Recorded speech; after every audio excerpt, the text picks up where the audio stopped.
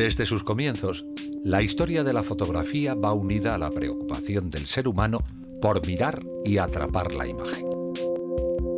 Según la definición de la Real Academia de la Lengua Española, la cámara oscura es un aparato óptico consistente en una caja cerrada y opaca con un orificio en su parte anterior por donde entra la luz, la cual reproduce dentro de la caja una imagen invertida de la escena situada ante ella. Pero, realmente, ¿qué es y cuándo surge? En su origen, la primera cámara oscura sería una simple habitación donde, una vez conseguida la oscuridad, se practicaba un pequeño orificio en una o en varias de sus paredes. A través de ese óculo se proyectaba una imagen invertida del mundo exterior en el muro opuesto o sobre una pantalla situada en este. Desde el siglo V a.C. existen testimonios de los efectos producidos por la luz en el interior de una cámara oscura en textos de filósofos chinos, pero es en el siglo IV a.C. cuando Aristóteles, observando un eclipse parcial de sol, experimenta con los efectos de los rayos luminosos al pasar entre las hojas de un árbol y proyectarse la imagen de la luna en el suelo. En cualquier caso, aún se trata del estudio de la luz en relación a los fenómenos naturales, no planteándose aún una relación directa con la formación de la imagen óptica. Un avance importante se dio a finales del siglo X, cuando la ciencia árabe describe el principio de la cámara oscura en relación con la formación de la imagen en el ojo humano. De este modo, Alhazen fue el primero en observar lo siguiente.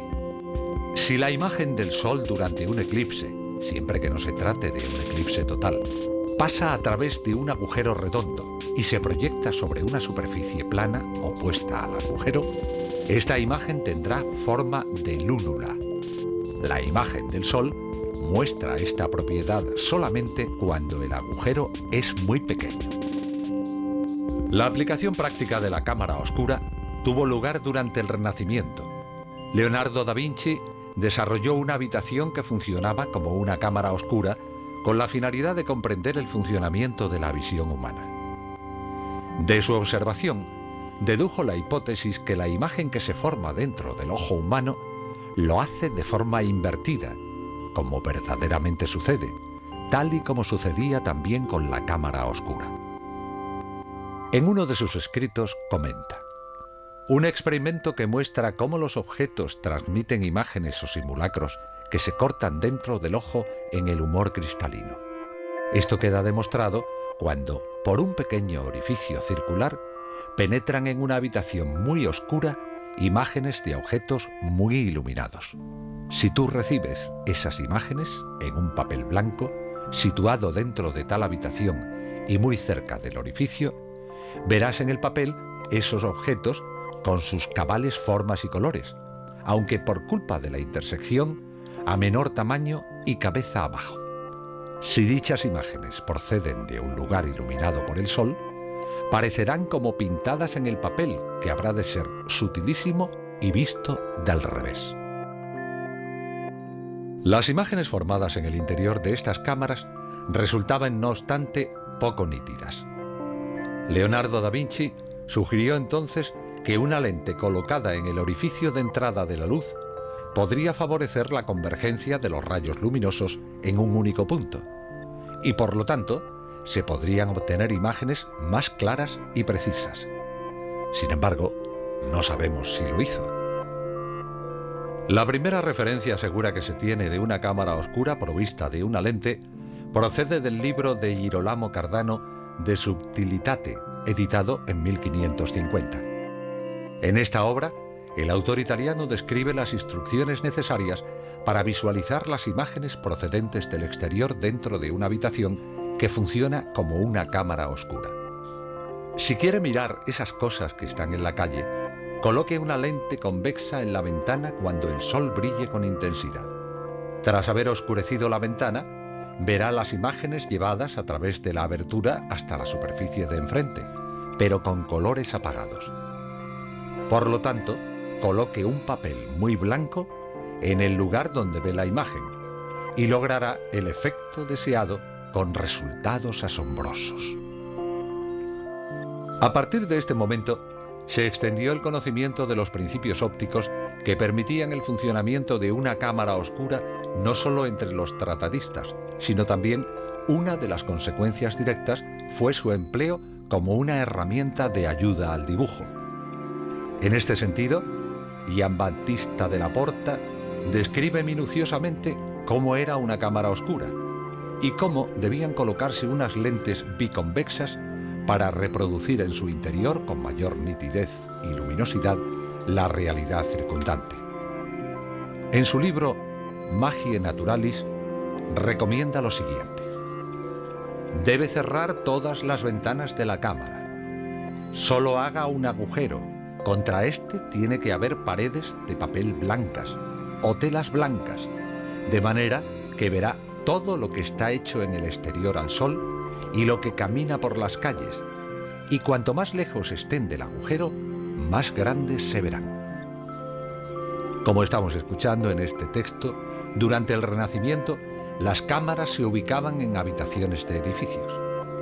Se trataba, por tanto, de cámaras monumentales donde podían entrar varios espectadores para contemplar una escena que sucede fuera del recinto.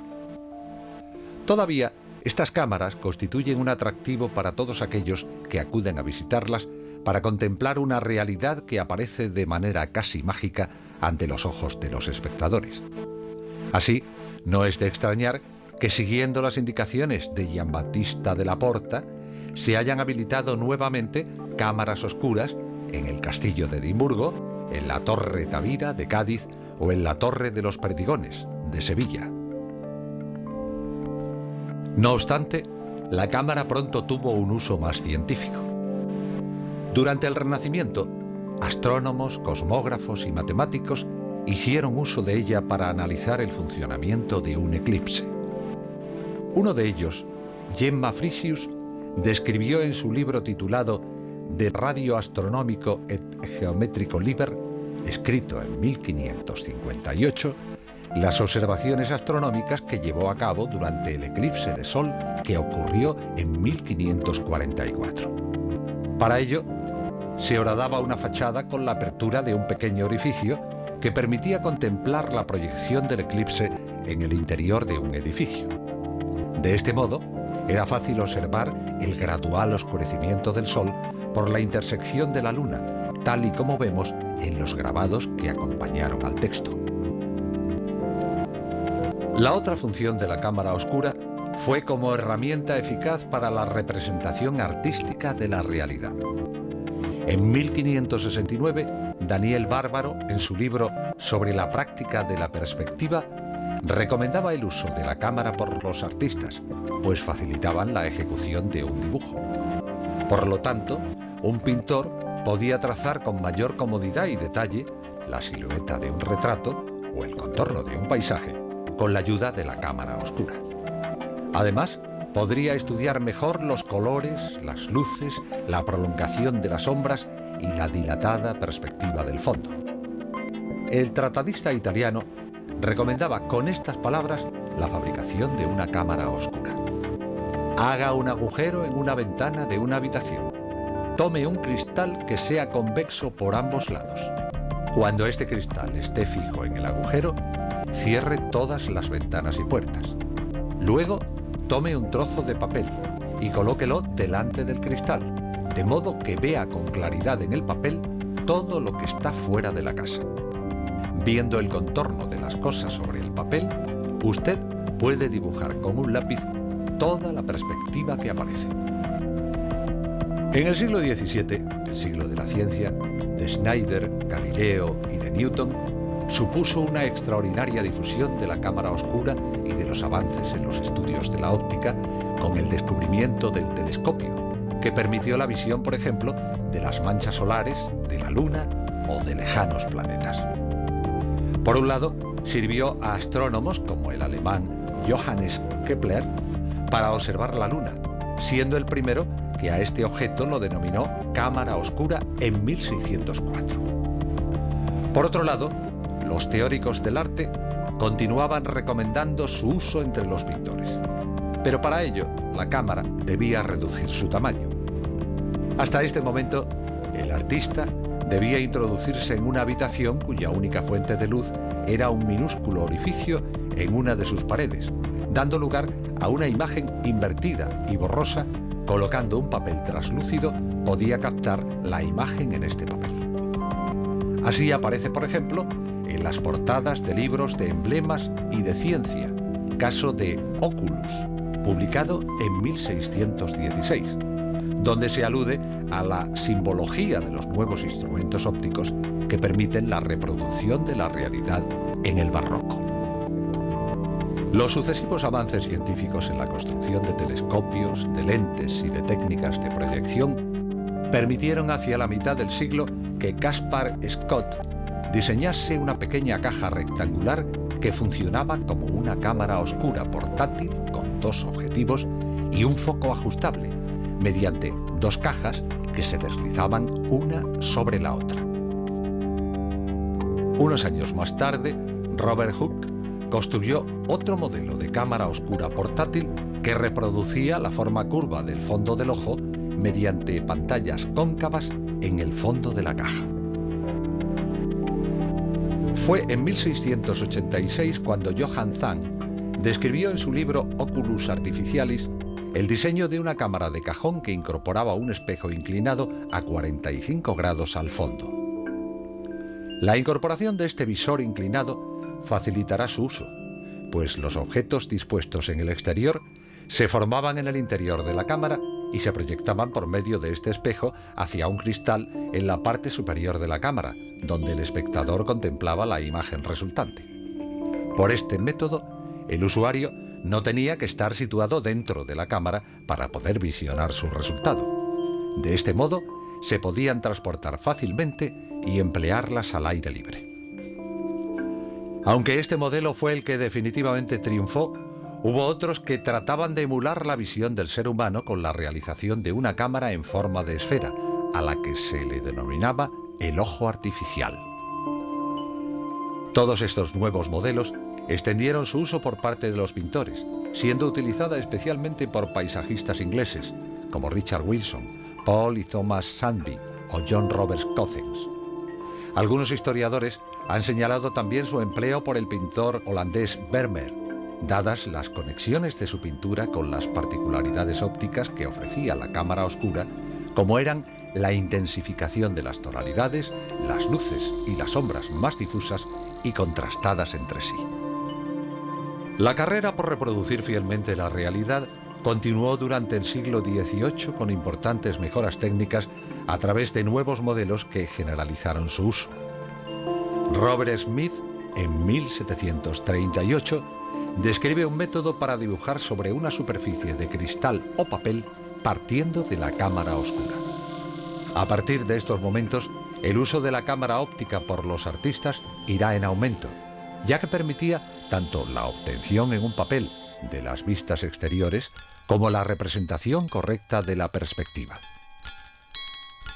A lo largo de la historia, varios han sido los artistas que han utilizado la cámara oscura. La posibilidad de captar detalles de la realidad con este nuevo método les atrajo enormemente. De hecho, muchos de sus logros se deben a la utilización de este artilugio. Quizás el ejemplo más claro es el del pintor italiano Canaletto, quien empleó la cámara oscura para la realización de vistas o veduttas de Venecia, pintadas en el 18. Se conservan un conjunto de dibujos de perspectivas de monumentos de la ciudad tomados desde la cámara oscura. Permitía a Canaletto realizar bocetos previos que utilizaba para la realización de unos óleos que se hicieron especialmente famosos en su época. Pero a pesar de su utilidad y novedad, no dejaba de tener ciertas limitaciones. Muchos de los detalles no se apreciaban quedándose fuera del conjunto de la pintura e interfiriendo en su intento de plasmación real. Canaletto, enseñó mediante el ejemplo el uso correcto de la cámara óptica y de un modo similar a reconocer los defectos que dicho uso comporta en una pintura, cuando el artista confía plenamente en la perspectiva que se ve a través de dicho aparato, en especial el color de la atmósfera y por consiguiente no es capaz de eliminar con destreza lo que puede ofender el sentido. Durante el siglo XIX se divulgó el uso de la cámara oscura. La burguesía la incorporó como una diversión óptica, popularizándose las cámaras que permitían el acceso del público para contemplar vistas de paisajes y monumentos. Linternas mágicas, dioramas, panoramas o cuadros disolventes conformaron unos variados espectáculos ópticos destinados a un público cada vez más numeroso, deseoso de acudir a ver imágenes de lugares lejanos representados con un mayor verismo. La cámara se extendió gracias a la importancia que adquirió ahora el género del paisaje y a su demanda por parte de los numerosos viajeros y dibujantes que recorren territorios cada vez más lejanos. A partir de este momento, solo falta la fijación de la imagen en el soporte adecuado para que aparezca la fotografía, pues con los sucesivos diseños y la incorporación de un sistema de lentes al orificio de la primitiva cámara, ya se contaba con la aportación tecnológica suficiente. Los principios de la cámara oscura fueron claves para el desarrollo de la fotografía. Su descubrimiento se debió tanto al avance en los compuestos fotosensibles como al uso de lentes aplicadas a las antiguas cámaras oscuras. Nicéphore Niepce fue el primero en fijar en 1826 una imagen permanente, la del patio de su casa en Le Gras, en Francia. El perfeccionamiento de la cámara a través de Daguerre permitió añadirle mejoras ópticas y sistemas de fijación de la imagen. Con esto comenzó otra historia, la de la fotografía, que llevó paulatinamente hacia finales de siglo a otros inventos que permitieron soñar al público con la secuencia de imágenes en movimiento y con ello la aparición del cinematógrafo. La cámara oscura quedó relegada a usos marginales. No obstante, a lo largo del siglo XX, los fundamentos de la cámara oscura siguen teniendo aplicaciones prácticas, como en las contiendas militares que sacudieron el continente durante la Primera Guerra Mundial. Hoy en día, sus usos son muy distintos, pues frente al desarrollo de la cámara digital, hay artistas que vuelven al origen de la fotografía. Se trata de potenciar el carácter creativo de la cámara oscura, tal y como hace el fotógrafo Ilan Wolf, quien consigue extraer de este primitivo invento todas sus posibilidades expresivas.